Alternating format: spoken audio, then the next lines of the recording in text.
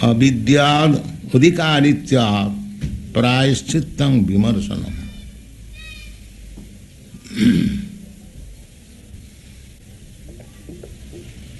The answer Parikshit Maharaj's question to Sukadeva Goswami, that this atonement, once committing some sinful activity and counteracting it by so-called atonement, confession, has no meaning. If one is suffering from certain type of disease, goes to a doctor, physician, he gives some medicine, it is cured for the time being. And again, if he is attacked with such disease and goes to the doctor, again he gives medicine, then what is the use of this business? Again and again. That is the question, very intelligent question. How to cure the disease completely? This was the question of King Parikshit. The answer is given by Sukadeva Goswami that karmana karmanirhara nahi atantika ishyate. Karma, fruitive activities, counteracting it by another activity, that is not final decision. Just like people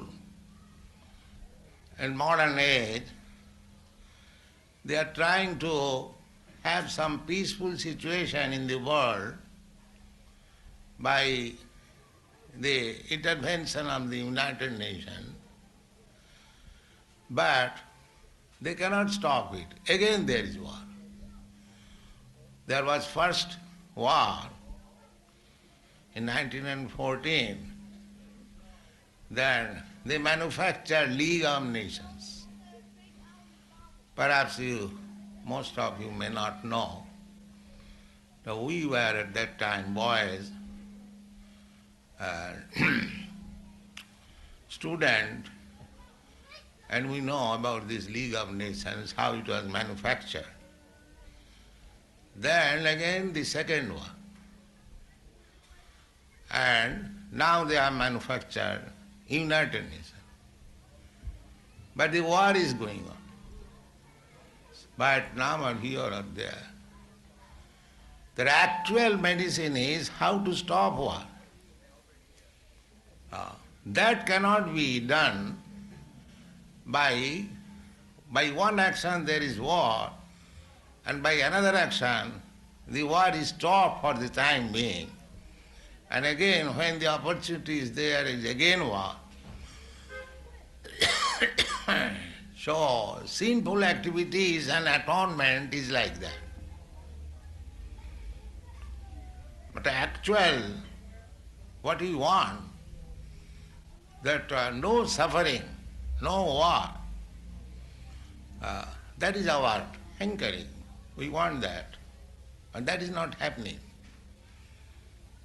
So, the answer is given by Sukadeva Goswami, but that one kind of war causes some disturbances, and another kind of war stops it for some time, for the time being. That is not ultimate solution of the problem. Any intelligent can understand it. Therefore, Sukadeva Goswami recommend that these things happen on account of foolishness, avidya adhikaritya. Avidya means without sufficient education or without sufficient knowledge, lack of knowledge. Avidya adhikaritya. Prayashchittam vimarsanam. Real prayaschitta atonement is knowledge. Why we are fighting? This knowledge required. Why you are fighting? Why there is miseries? This why question. This why question is in the Vedas. It is called Kena Upanishad. Asking why. Unless this question arises in a human mind, why? Why I am suffering? That is not human life. This question must arise. Where from I have come? What is my constitutional position? Where I shall go after death? Why I am put into this miserable condition of life? Why there is birth, death, old age, disease? I do not want all of them. So this is called vimarsanam, jnanam, thoughtful. How to solve these questions?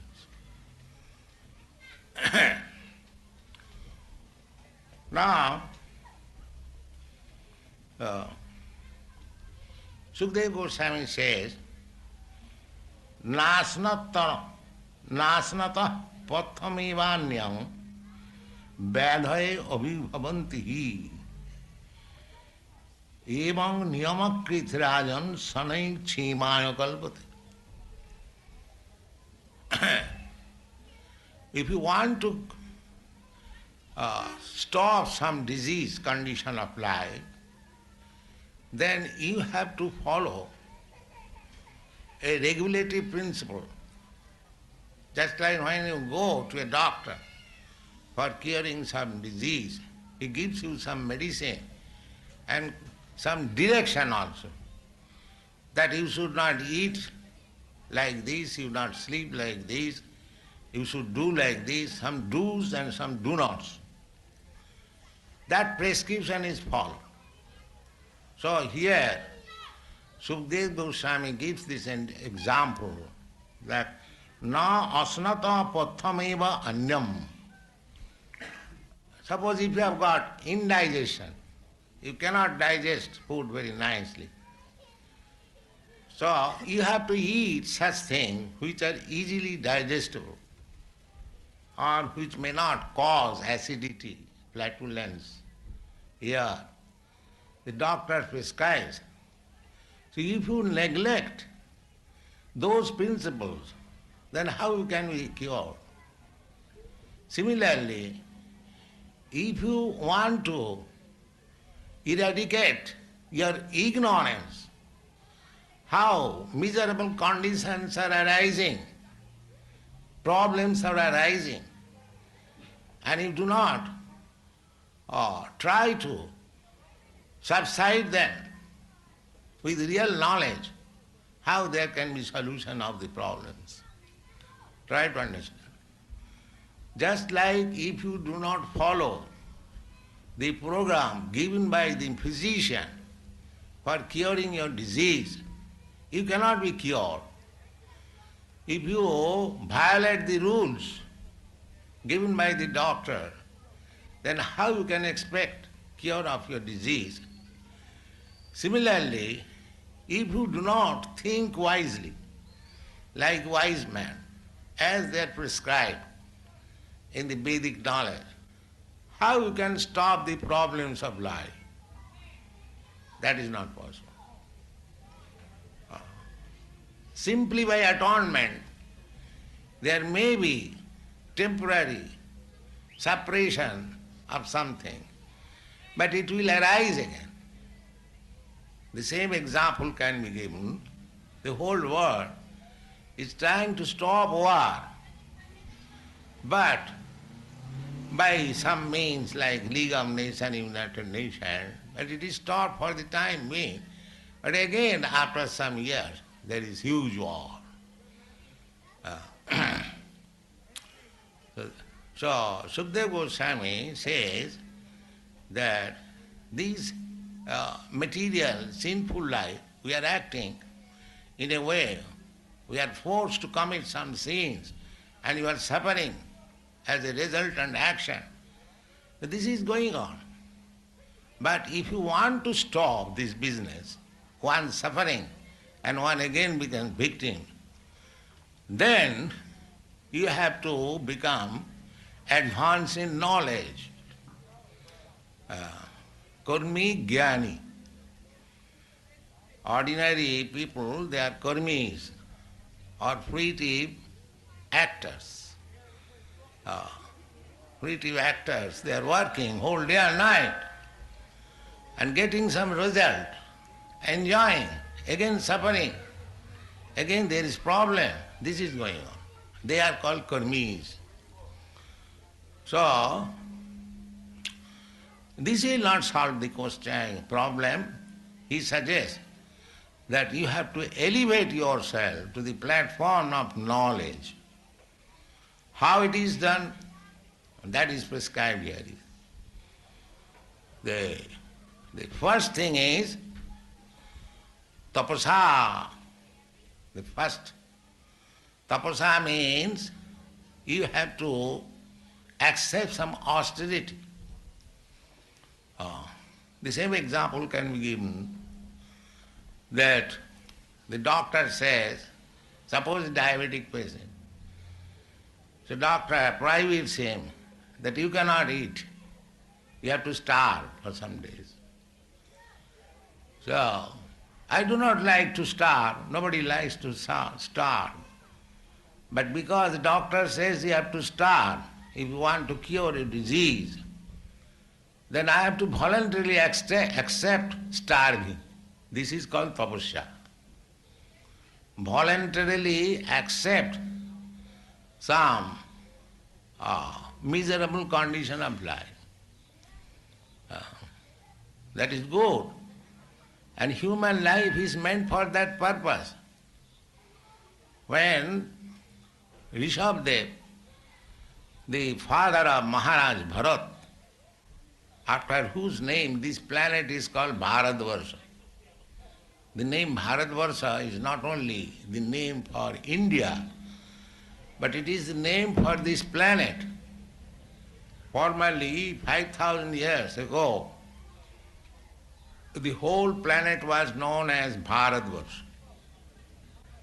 The Vedic culture was all over the world.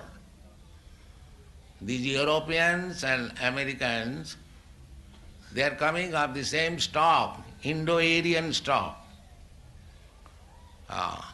There is a great history behind this, how some of the Kshatriyas, they left India during the time of Parashuram. He declared war against the Kshatriyas, and he was incarnation of God. He was killing the Kshatriyas like anything, and some of the Kshatriyas fled from India and came to this part of the world. So, from historical point of view, you Europeans and Americans, you belong to the Kshatriya stock of old India. And somehow or other you have forgotten this Vedic culture. Originally, you belong to this Vedic culture. The Vedic culture was all over the world, even in America. Different types of worship or concepts of God. The Red Indians also had some religion. So apart from that historical point of view, the Vedic culture prescribes tapasya. Tapasa. Tapasa means voluntarily accept some bodily inconvenience. That is called tapasya. There are many tapasya undergoing austerity. They meditate in winter, in water up to the neck, standing within water, meditate. To stand within water in winter severe cold is not very comfortable business, but they voluntarily accept it. This is called tapasya. And summer season, they blaze fire all round and sit down in the midst and meditate. I am giving you some of the examples how severely they accept tapasya. So tapasya is required. Without tapasya, you cannot make advancement in spiritual life or life of knowledge. If you simply give away in the animal propensities of life, eating, sleeping, mating and defending, and don't accept the process of tapasya, then your human life is failure. You have to accept tapasya if you want to make solution of the problems of life. Sukdev Goswami first recommends tapasya. Just like here in our institution, whoever comes and becomes an initiated member, we first of all ask them to undergo tapasya. Especially in your country, it is a great tapasya to give up illicit sex life, to give up intoxication up to the point of smoking and tea drinking, and to give up meat eating, and to give up gambling. Although there are only 4, but it is very difficult to give up these 4 items. Even Lord Jetland in England, when he was asked to do this, one of my godbrother, Lord Jetland, Marquis of Jetland, he inquired from my godbrother, Swamiji, whether you can make us Brahmin. So he said, yes, why not? You have to give up these 4 principles of law, prohibitive. No illicit sex, no intoxication, no gambling, and no meat eating. The Lord Jetland replied, impossible. Yes, it is impossible. Because in Europe and America, this is the way of life from the very beginning. And from India, our Indian gentlemen come here to learn this art, how to do it nicely. And they think it is advancement. India is automatically taught this tapasya by their culture. But they come here to forget that culture and accept another type of life. But the real fact is, if you want to advance in spiritual understanding, if you want to make a solution of all the problems of your life, then you have to accept this life of austerity, tapasya. Restriction. Restriction is meant for human being, not for the animals. Just like in our common dealing, when you drive your car, you have got some restriction. You cannot drive your car on the left side. That is offense. Keep to the right. You cannot drive your car when there is red light or yellow light. You have to follow the restriction. But a dog, if it keeps to the left or crosses the street when there is red light, it is not punished because it is animal dog. But if you violate the laws, you will be punished. Why? That means you have got advanced consciousness If you do not follow the rules and regulations, then you are nothing but animal. Human being, human life means voluntarily accepting the laws, the rules and regulations. That is human life. But now the propaganda is that everyone wants to be free, no regulative life. This is animal life. Just try to understand. These regulations, law books, restrictions, they are meant for human beings, not for animals. And if you want freedom from all restrictions, then you come to the animal life.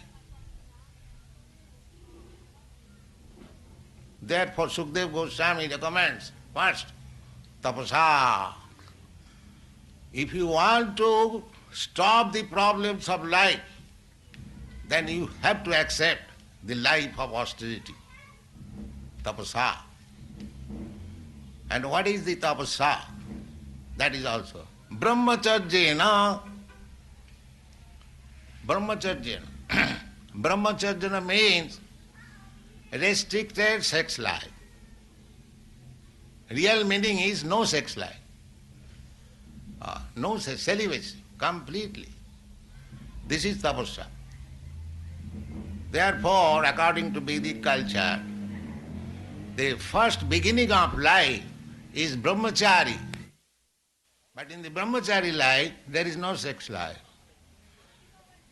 Only in the grihastha life, there is sex life, married life. I was reading the other day a magazine, what is that? Watchtower. So, this paper was criticizing so many immoral activities in the Christian world. And one item I was surprised to read that a Christian priest has sanctioned a marriage between man to man.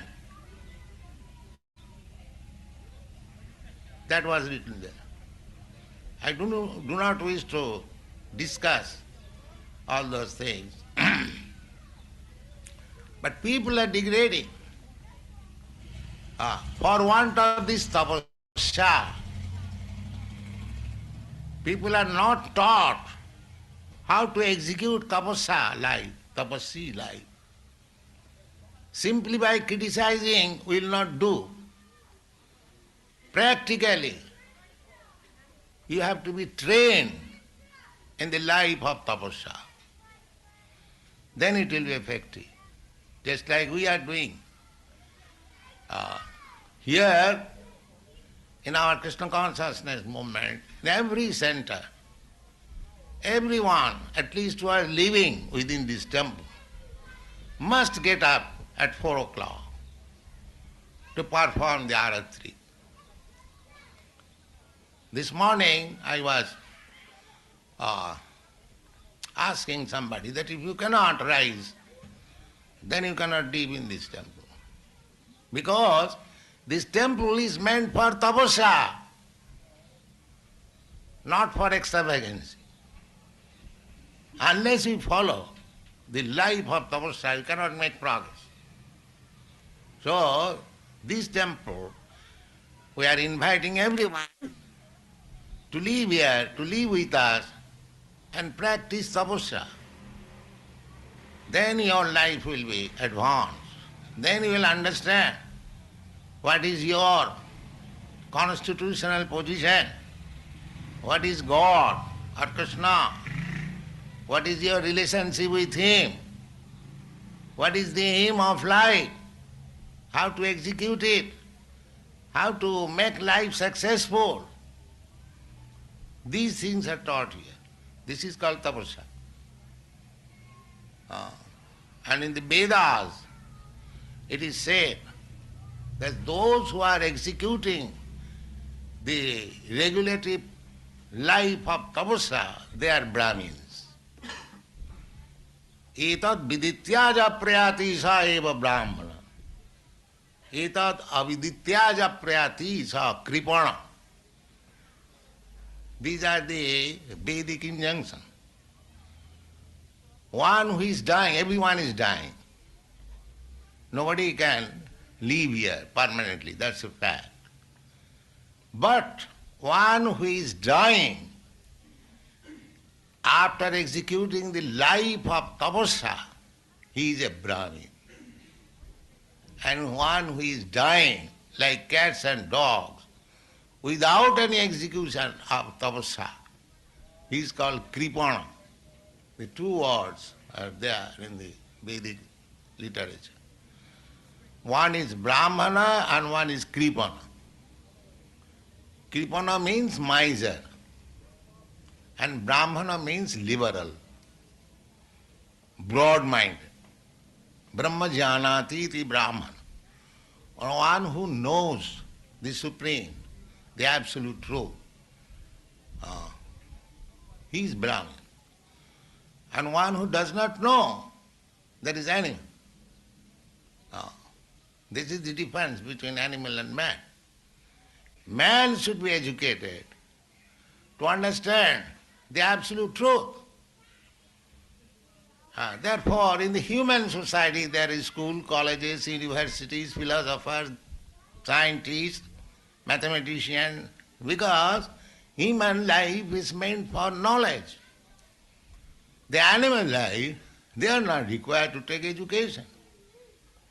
They are simply busy with the business, how to eat, how to sleep, how to mate, and how to depend. That's all. So, the tapasya life begins from celibacy. Brahmacharya, no? Sukadeva Goswami recommends. Brahmacharya is described in the Shastras that smaranam kirtanam keli prekshanam guhyavasanam. Sex life, smaranam, thinking of sex life, that is against brahmacharya. Complete celibacy means one should not think of even sex life, smaranam, or talk of sex life.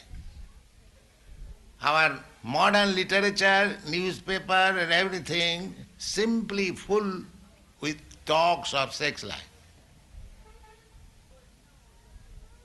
And this is against brahmacharya life. Smaranam kirtanam keli, and actually indulging in sex life. Prekshanam, looking, overlooking a nice boy or nice girl, that is also against brahmacharya. Guhyavasanam, whispering between girls and boys, that is also against brahmacharya. Guhyavasana. Sankalpa, then determination of sex life. Uddhavasaya, endeavoring how to affect sex life. So when we can stop all these activities, that is real brahmacharya. It is very difficult at the present age. Etat maithunam ashtangam pravadanti manishina viparita brahmacharyam eda ashta lakhanam iti. So brahmacharya means that you cannot think of sex life, you cannot talk of sex life, you cannot whisper about sex life, or you cannot endeavor for sex life. These 8 types of activities and sex indulgence are against brahmacharya life. But here it is prescribed that if you want to make solution of the problems of life, then you have to adopt a life of tapasya, austerity, which begins from brahmacharya. To summarize this brahmacharya life in these age, uh, we have given a simple formula that no illicit sex. Sex is there. Sex is not bad. In the Bhagavad Gita it is says, dharma viruddha kamosmi. Sex life which is not against the religious principles of life, that is I am. Krishna says. The dharma viruddha, according to Vedic civilization, one should have sex indulgence only once in a month. That is the prescription. And when the wife is pregnant, there is no sex life. That is dharma viruddha. That is not against the religious principles. Even in your wife, married wife, if you indulge sex life more than once in a month or in pregnancy, that is against religious principle. The Krishna says, dharma viruddha kamosmi. Lust, sex indulgence, which is not against the rules of religious principles, that is I. That means only for begetting children, nice children, so that there may not be disturbance. Unless there are nice population, children, born in a systematic way, how you can expect peace in the world? That is described in the Bhagavad Gita. When there are Varna Sankar, the whole world becomes hell. This is described in the Bhagavad Gita. So the life of austerity begins from the life of celibacy, brahmacharya. So brahmacharya, the descriptions are given here, how you can execute brahmachari life. You cannot think of sex life, you cannot talk of sex life, you cannot whisper about sex life. There are 8 types of different regulation to stop sex life. But these things are very difficult in this age. Therefore, we have simply summarized that don't have sex life beyond the marriage life. That is not good. Then how brahmacharya can be executed? That is also given here. Tapasa brahmacharyena samena. Samena means controlling the mind. The yoga system, Ashtanga yoga system, practicing the asana, sitting posture, breathing exercise, controlling the senses from outside engagement, pratyaha. This yoga system is meant for controlling the mind and controlling the sense. If there is no control of mind and no control of senses, the so-called yoga practice is bogus. It has no meaning. Yoga, indriya samyama. Yoga means to control the senses. That is the real meaning of yoga. See, if one is unable to control the senses, I have seen in some yoga practice institution in New York, they are practicing some this asana, and just after finishing, immediately smoking. You see, this much control they learn. So these are all bogus. This is not yoga system. Yoga system is not so easy, especially in this age. Yoga system means to control the senses, control the mind. And control the mind means you have to control so many things. Your eating, your sleeping, your behaving. These are prescribed in the Bhagavad Gita. How to practice the Ashtanga Yoga. You have to find out a suitable place, a sacred place, a solitary place. Therefore, real yogis, they used to go to Himalaya. Sometimes some young men here in your country, they inquire from me how to go to Himalaya and what will do there, going there, Himalaya.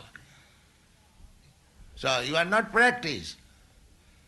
So instead of practicing yoga in the Himalaya, you practice yoga here. We have come here to help you. Here this Krishna consciousness movement is there. If you are serious about practicing yoga, this take bhakti yoga, that will come, how it happens in the next few lines. So, this Ashtanga yoga is not possible in this age. Samadhava, controlling the mind, controlling the senses. Because nobody can properly practice the Ashtanga yoga system. Impossible. It is not only impossible now, even 5,000 years ago, when Krishna was advising about this Ashtanga yoga to Arjuna, Arjuna was not ordinary man. He was friend of Krishna. He was a great son of a royal family. And Arjuna's name and fame everyone know. So he said to Krishna, my dear Krishna, this yoga practice is not possible to be performed by me. I am unable. So Arjuna said frankly that he was unable to practice this yoga system. And what we are in comparison to Arjuna. So this Ashtanga yoga system is not possible at all in this age. If you are satisfied by learning some sitting posture artificially, that may give you some chance of good exercise of the body. You can give good health. But there is no chance of spiritual realization by Ashtanga yoga practice in this age. So Sukadeva Goswami says, Samena. Sama means manasa niyaman, controlling the mind. The mind's business is acceptance and rejection. This is mind's business. Even one is very elevated. The mind's business is mind's business. Mind will accept something. It is very good. And next moment it will reject. That is mind's business. But you have to fix up your mind in something which you cannot reject.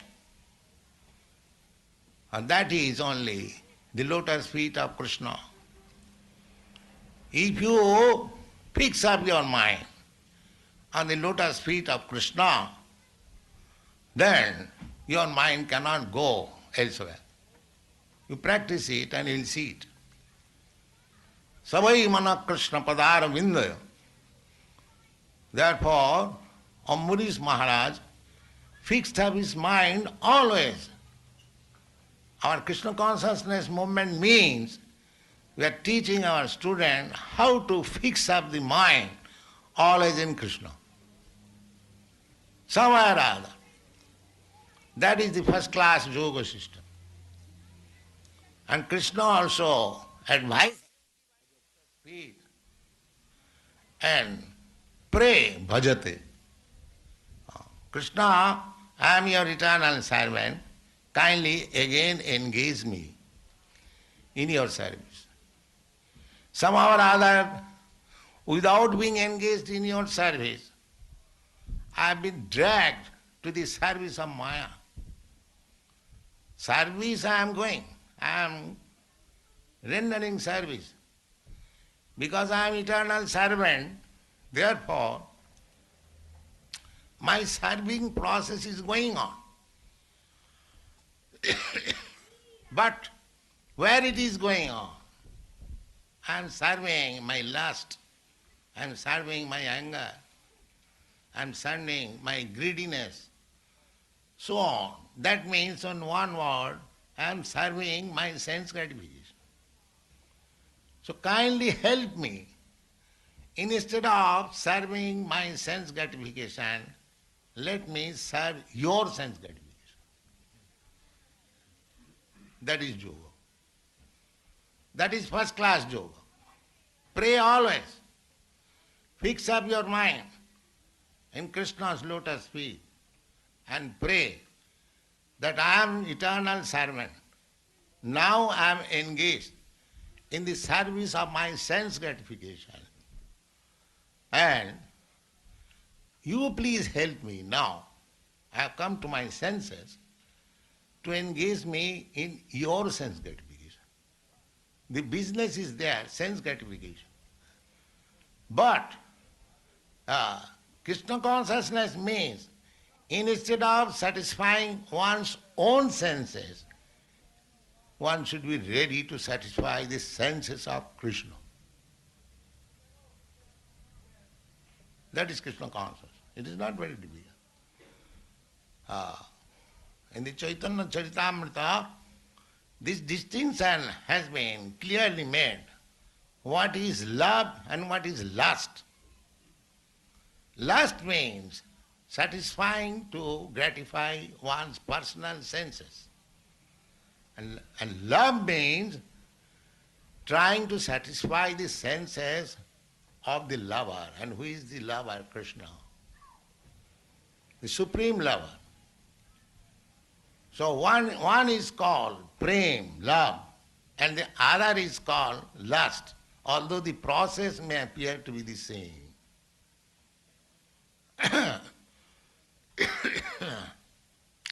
Krishna indriya tripti vancha dhare prem naam. Atmendriya tripti vancha taranam kam. Kam and prem, this is the difference. So, in order to control your mind, in order to control your senses, if you simply divert your activities for Krishna, or you act in Krishna consciousness, then you become the perfect yogi. First class, topmost yogi. There is no comparison of this yogi.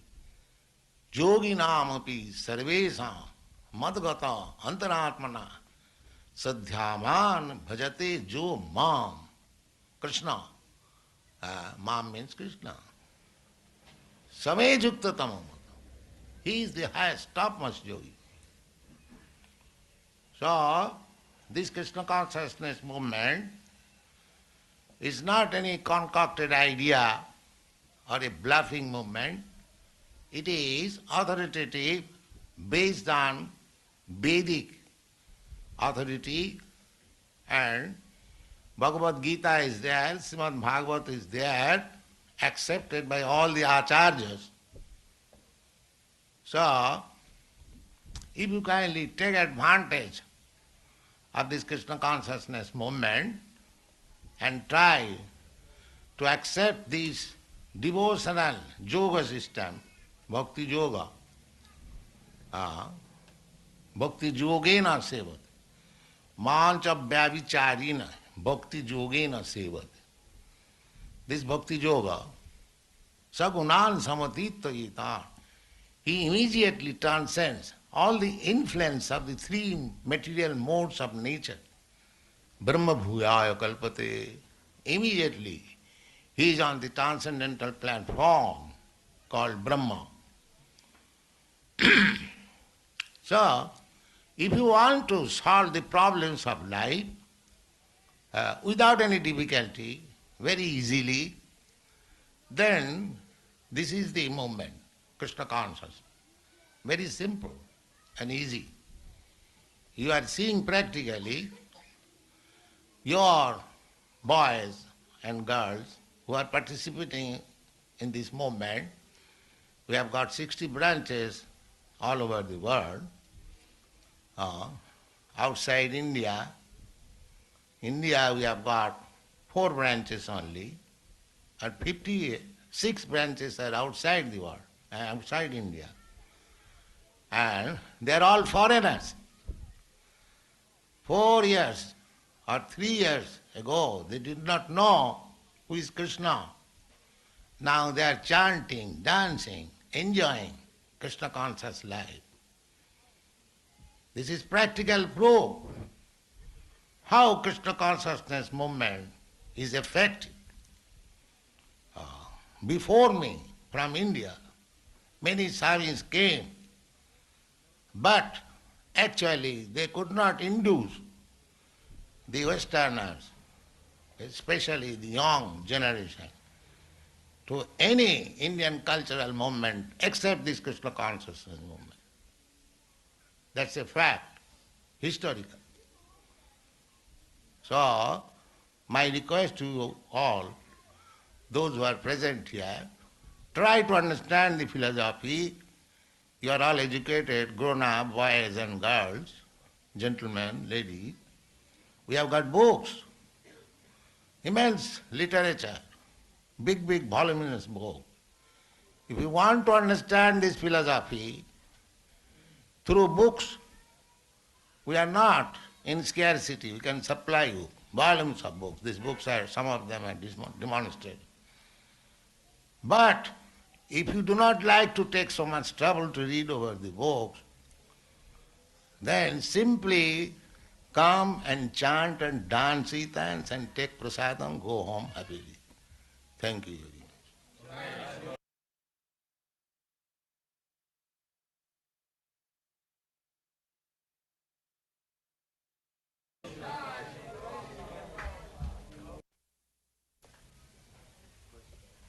Question? Yes.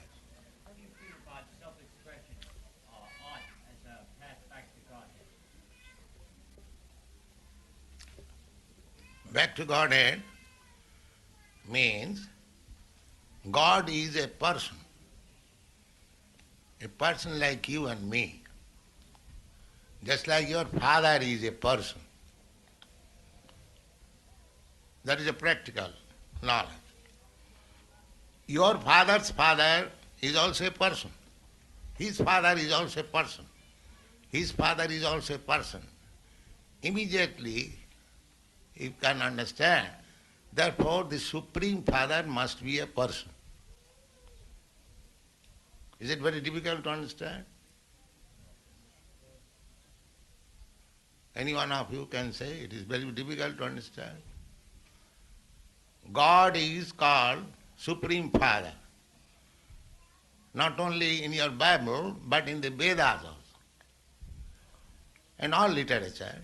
And actually he is Father, because the Vedanta says the absolute truth is the original Father. Janmadasya jataha, from whom everything has taken birth or emanated. So, the Supreme Father cannot be impersonal. He is a person. And in the Vedas, it is confirmed, Nitya Nityanam, Chetana Chetananam, Eka Bahunam Vidadati Kaman. He is the Supreme Eternal amongst all eternals. We are all eternal, living entities. And he is the Supreme Eternal. And we are all living entities, Chetana, life symptoms. We have got everything, all desires. So, similarly, the Supreme Father has got all desires. Our desires are born because he has got desires. Just like we like to love. Young boy, young girl, they are in love. Where from this idea of love comes? It comes from there, Radha and Krishna. Because we are part and parcel of God. We have got all the instincts of God in minute quantity. But Because here we are in this material world. Material world means where God is forgotten. That is called material world. In this temple, we are not in the material world. We are not in New York. We are in Vaikuntha. Because we have not forgotten Krishna. Yes, that is the definition given by the Vedic literature. Transcendental. Anyone who is living within this temple. I will give you one example. Just like if a sheep comes from foreign country, that sheep may be within the border of your country or within your country. That sheep is not within the law of your country. The ambassadors, the embassies, they are not within the law of USA. I give you some practical example. Similarly, anyone who is engaged in Krishna's service, any place it may be, that spot is not within the material world. That is transcendentally situated. So, for practical going back to Godhead, you come to a temple, that's all. You'll never forget Krishna, you'll be engaged in the service of Krishna, therefore you'll live in Vaikuntha or Vrindavan. This is the easiest process of going back to Godhead. And then after death, surely you are going to Vaikuntha or Krishna Loka.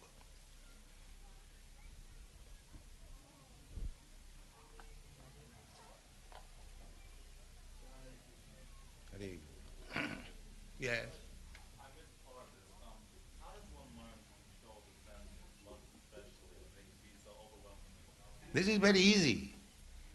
If you apply your senses for the service of Krishna, then your senses cannot act independently. That is controlling. Just like if you absorb your mind in something, you forget everything. Similarly, if you practice how to make yourself Krishna conscious, then automatically the senses and mind becomes control. It is not very difficult. Therefore we say that for solution of all problems, you come and join with us. Here is a big temple. You live here and learn how to do it.